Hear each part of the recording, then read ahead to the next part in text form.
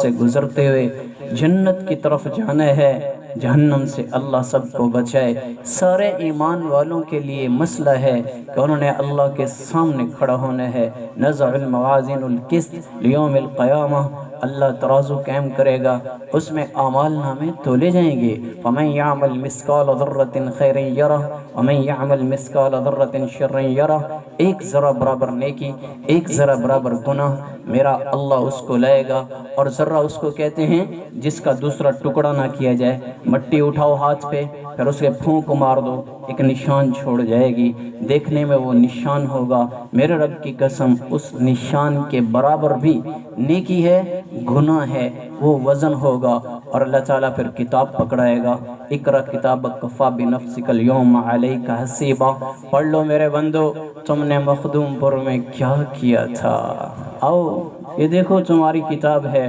تو یہ کتاب کو دیکھے گا تو کہے گا مالی حد الکتاب، میری کتاب کو کیا ہو گیا، یہ گناہ میں نے چھپ کے کیا تھا، بتیاں بجھائی تھیں، پردے گرائے تھے، دروازے بند تھے، یہ گناہ کس نے لکھ دیا، یہ کون تھا جس نے میرا گناہ ظاہر کر دیا، یہ نیکی میں نے چھپ کے کی تھی، کس نے دیکھی، کس نے لکھی، آج میری کتاب کو کیا ہو چکا ہے، یہ تو چھوٹی چھوٹی بات کو ظاہر کر رہے ہے۔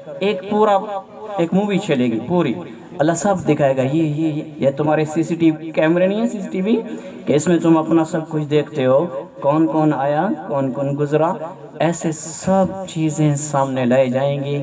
اور یہ ہے اصل عزت اور ذلت کا دن۔ یہاں عزت کی طلب ہوتی ہے، اچھا لباس پہنا شاید اس میں عزت مل جائے، اچھی بات کی شاید اس میں عزت مل جائے، کرسی مل جائے اس میں عزت ہے، اچھی گاڑی مل جائے اس میں عزت ہے، تجارت اچھی ہو اس میں عزت ہے، گھر بنگلہ کوٹھی اچھی ہو اس میں عزت ہے، اور پتہ نہیں کیا کیا چیزیں سب کو ہم نے بت بنا کے رکھے ہوئے ہیں کہ یہ سب ہمارے خدا بنے ہوئے ہیں، کہ ہم ان کے پجاری ہیں، کہ ہمیں ان کے اندر سے خیر نظر آتی ہے۔ میرے رب کی قسم یہ سب فریب اور دھوکہ ہے، یہ سب عزتیں جھوٹی ہیں، یہ سب فنا ہونے والی ہیں۔ اصل عزت کا دن قیامت کے دن آ رہا ہے کہ اللہ جب اعلان کرے گا کہ تم کامیاب ہو گئے ہو اور تم ناکام ہو گئے ہو، یہ ہے ذلت کا دن، یہ ہے عزت کا دن۔ یہاں عزت کے لیے ہم کیا دوڑ لگاتے ہیں بھائیو، آخرت میں میں اور آپ عزیز بن جائیں، اس کے لیے بھی تو کوئی فکر ہونی چاہیے، اس کے لیے بھی تو کوئی دوڑ ہونی چاہیے بھائیو۔ کوئی مشکل نہیں ہے، بہت آسان ہے، اللہ اور اللہ کے رسول کی مان کر چلنا، ان راہوں پہ چلنا جن راہوں پہ اللہ راضی ہوتا ہے، ان راہوں پہ چلنا جن راستے پہ چلنے کے بعد اللہ کا نبی راضی ہوتا ہے۔ جب ہم ان راستوں پہ چلیں گے ہماری دنیا بھی بنے گی، آخرت بھی بنے گی۔ لَكَ وَالْبُشْرَ فِي الْحَيَاةِ الدُّنْيَا وَفِي الْآخِرَةِ، جو میرا ہو جائے گا، میرے حبیب کا ہو جائے گا، اللہ فرما رہے ہیں میں اس کی دنیا بھی بنا دوں گا، اس کی آخرت بھی بناؤں گا۔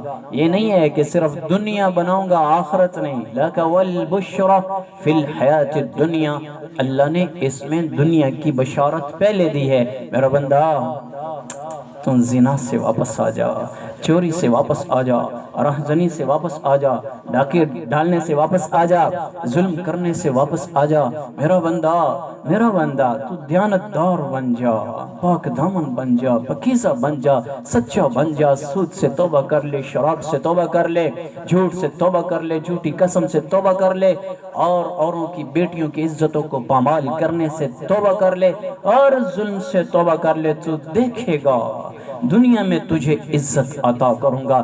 پہلی بشارت دنیا کی ہے، وَفِي الْآخِرَةِ، اور جب تو آخرت میں آئے گا نا تو اس دن یسعی نورہم بین ایدیہم وبایمانہم، تم دیکھو گے تمہارے آگے نور، دائیں نور، بائیں نور، پیچھے نور، نیچے نور، اوپر نور، چمکتے ہوئے چہرے۔ جب یہ لوگ قبروں سے اٹھیں گے تو صرف انسان نہیں اٹھیں گے، یہ قبروں سے نکلیں گے جیسے 14ویں کا چاند طلوع ہوتا ہے، اس قدر حسین خوبصورت کہ ان کے اعضاء چمکتے ہوں گے۔ سب سے حسین خوبصورت ایمان والے جو اللہ سے ڈر کے آئے، ان اکرمکم عند اللہ اتقاکم، اللہ کے ہاں تو عزت والا تقوی والا ہے۔ مال والا نہیں، دولت والا نہیں، پاؤنڈ ڈالر والا نہیں، سونے چاندی والا نہیں، ذمہ دار نہیں، تجارت والا نہیں، اللہ کے ہاں متقی عزت والا ہے۔ اور وہ متقی اگر مالدار ہے تو بھی عزت والا ہے۔ صحابہ بڑے مالدار تھے لیکن تقوی والے تھے۔ اللہ نے پیغام دیا میرے نبی کی زبان سے بھی، قرآن سے بھی، کلن وعد اللہ الحسنہ، سب صحابہ جنتی۔ فقر بھی تھا، کمال تھا، فقر میں بھی کمال۔ جب اللہ نے تخت دیا، حکومتیں دی، تو ان میں بھی کمال صحابہ تھے۔ ہر شعبے میں جہاں جاؤ گے، جس حال میں جاؤ گے، صحابہ کی زندگی تمہیں خوبصورت اور بنی ہوئی نظر آئے گی۔ کوئی فقیر ہے تو صحابہ سے بڑا فقر کسی پر نہیں آئے گا۔ کوئی فقیر آتا ہے مخدوم پور میں، میرے نبی سے بڑا فقیر نہیں آئے گا۔ کوئی فقیر آتا ہے صحابہ سے بڑا فقیر نہیں، کہ جن کے گھروں میں کئی کئی دن کھانے نہیں پکتے تھے، جو کھجور اور ستو کھا لیا کرتے تھے، ان سے بڑا فقیر کوئی نہیں ہے۔ اور حکومتوں میں آئیں گے تو صحابہ جیسے حکمران تمہیں دنیا میں کہیں نہیں ملے گا۔ عمر بن خطاب رضی اللہ تعالیٰ عنہ 22 لاکھ مربع میل پہ حکمرانی کرنے والا، حضرت معاویہ رضی اللہ تعالیٰ عنہ 64 لاکھ مربع میل پہ حکمرانی کی، لیکن سب کے لیے کلن وعد اللہ الحسنہ، سب جنتی ہو گئے۔ ابو عبیدہ بن جراح گورنر بنے اردن شام اور تیونس، یہ سارا کٹھا تھا اس وقت، سب کا اتنے بڑے گورنر اور متقی اتنے تھے کہ حضرت عمر ایک دفعہ گئے ملنے کے لیے،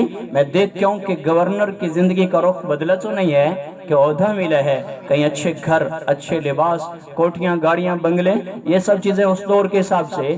تو وہ گئے، جا کر پوچھا، ملاقات ہوئی تو فرمایا ابو عبیدہ میں تیرا گھر دیکھنا چاہتا ہوں۔ فرمایا امیر المومنین میرا گھر مت دیکھیں۔ کہا نہیں نہیں میں دیکھنا چاہتا ہوں۔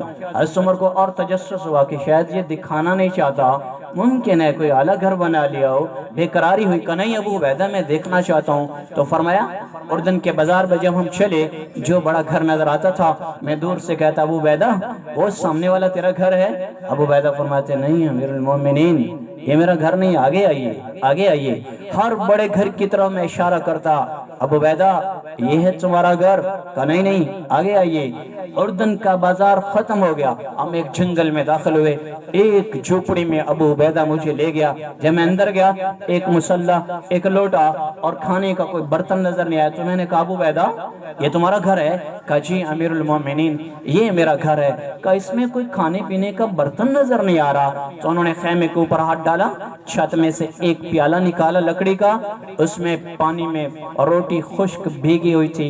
حضرت عمر نے جب وہ کھانا دیکھا تو رو پڑے، تو فرمایا امیر المومنین میں نے کہا تھا نا میرا گھر مت دیکھنا، آنکھیں نچوڑنے کے سوا کچھ نہیں ملے گا۔ یہ وہ لوگ ہیں جن کا فقر اتنا بڑا ہے، لیکن جب اللہ نے عزتیں دیں تو حضرت عمر فرماتے ہیں سونے چاندی کے دسترخوان لگ گئے، اتنے بڑے بڑے دسترخوان لگے جو کسرا سے فتح ہوئے، خزانے فتح ہو کے آئے، کہ ایک طرف دسترخوان پہ کوئی بیٹھتا دوسری سائیڈ والا نظر نہیں آتا تھا، اتنا اللہ نے مال دیا۔ اور امیر المومنین عمر بن خطاب رضی اللہ تعالیٰ عنہ بیٹھ کے رونے لگے۔ فرمایا ابو ہریرہ جاؤ عبد الرحمن کو بلا کے لاؤ۔ عبد الرحمن رضی اللہ تعالیٰ عنہ تشریف لائے۔ فرماتے میں مسجد میں داخل ہوا سیہن میں، تو مجھے اندر کمرے میں سے حال سے ہچکیوں کی آواز آئی، میں تیزی سے اندر گیا، جا کر دیکھا تو امیر المؤمنین عمر بن خطاب رضی اللہ تعالیٰ عنہ بیٹھ کے رو رہے ہیں۔ فرمایا امیر المومنین آپ کیوں رو رہے ہیں، آپ کیوں رو رہے ہیں؟ کہا عبد الرحمن لگتا ہے اللہ ناراض ہو چکا ہے، یہ مال میرے نبی نے طلب کیا کہ میں غریبوں پہ تقسیم کروں، اللہ نے دنیا سے اپنے نبی کو محفوظ فرمایا۔ ابو بکر صدیق رضی اللہ تعالیٰ عنہ تشریف لائے، اللہ نے ان کو بھی محفوظ کیا، اللہ نے مجھے دنیا دے دی ہے، لگتا ہے اللہ ناراض ہو چکا ہے۔ وہ کوئی میرے جیسا ہوتا، ہمارے جیسا ہوتا تو وہ کہتا سبحان اللہ بڑا مال آ گیا ہے، ظلم کر کے بھی کہتے ہیں بہت اچھا روزی آ رہی ہے، رشوت لے کے کہتے ہیں اللہ دا بڑا فضل ہے، ناپ تول میں کمی کر کے کہتے ہیں بہت مال آ رہا ہے، میں کس کس گناہ کو بیٹھ کے گناؤں؟ کیا مخدوم پور کا تاجر سچا دیانتدار بن چکا ہے؟ کیا ان کے ترازو ٹیڑے نہیں ہیں؟ میں مخدوم پور میں بیٹھا ہوں اس لیے بات کر رہا ہوں، کیا یہ سب تاجر دیانتدار بن چکے ہیں؟ کون ہے جو جھوٹی قسم کھا کر سودا بیچ دیتے ہیں؟ کون ہے مارکیٹ میں جو ظلم کر رہے ہیں اور مال کو دیکھ کے وہ حلال ہے وہ حرام ہے؟ ہم کہتے ہیں جی بڑا اندھا بھی ہے، شکر اللہ دا۔ یہ نہیں پتا کہ آگے جہنم کی آگ تیار ہو رہی ہے۔ یہ